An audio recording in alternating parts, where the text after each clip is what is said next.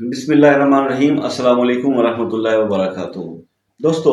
پیش خدمت ہے کسی بھی حاجت کے لیے سورہ کوثر کا صرف 3 دن کا عمل، صرف 3 دن کا، 3 days، صرف 3 دن کا۔ یہ اس لیے میں اس وظیفے کو آپ کو بتانے کی مجھے ضرورت پیش آئی کیونکہ سورہ کوثر کے تو ویسے بہت سارے ہم نے وظائف ویڈیوز بنا کے دی ہوئی ہیں کہ اکثر میسج مجھے یہ کنوے ہوتا ہے کہ جی ہماری مسائل جو اس نوعیت کے ہوتے ہیں کہ اس پہ 11 دن، 25 دن، 21 دن، 40 دن جو ہے وہ ہم سے نہیں ہو سکتا، ہمیں تو مطلب فوری طور پہ اس پہ وہ چاہیے۔ تو یہ صرف 3 دن کا ہے۔ اگر کوئی بھی حاجت آپ کے ذہن میں ہے جو آپ چاہتے ہو کہ یہ فوری جو ہے وہ پوری ہو جائے، تو پھر آپ نے اس طرح جیسے میں آپ کو بتاتا ہوں اس طرح سورہ کوثر کو آپ عمل کیجئے۔ وہ کوئی پریشانی ہوگی میں اس کو ایک اسپیسیفک کسی ایک چیز کے لیے نہیں میں ڈسکس کر سکتا کیونکہ ہر انسان کے ساتھ جو ہے وہ مختلف قسم کی حاجات ہوتی ہیں، اور اب میرے ذہن میں نہیں ہے کہ آئی ڈونٹ نو کہ آپ کس قسم کی اس وقت پریشانی کو جو ہے وہ فیس کر رہے ہیں۔ کسی بھی قسم کی پریشانی جو آپ فیس کر رہے ہیں اور حاجت آپ کے ذہن میں ہے، تو اس کے لیے آج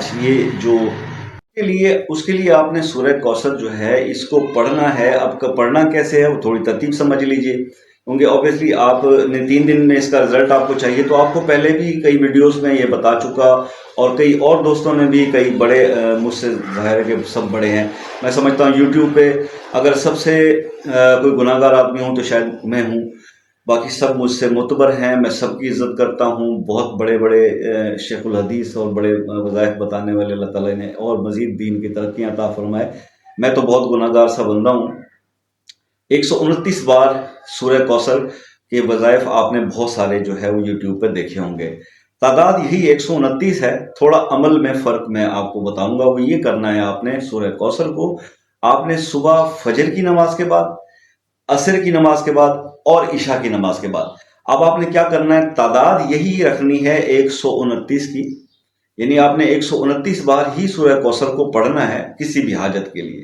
لیکن آپ نے فجر کے ٹائم بھی پڑھنا ہے، عصر کی نماز کے بعد بھی پڑھنا ہے اور عشاء کی نماز کے بعد بھی پڑھنا ہے۔ یہ 3 ٹائم آپ نے کرنا ہے، 129 دفعہ، 129 دفعہ اور 129 دفعہ۔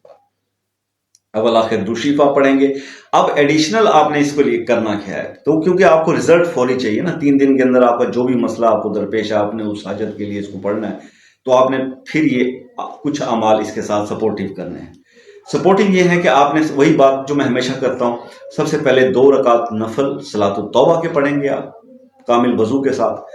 اللہ سے سچے دل سے معافی مانگے اپنے جو بھی ہم سے، دیکھیے ہم دعویٰ کبھی نہیں کر سکتے کہ ہم بالکل ہم نے کوئی گناہ نہیں کیا کبھی زندگی کے اندر، ہو جاتے ہیں انسان سے۔ تو آپ نے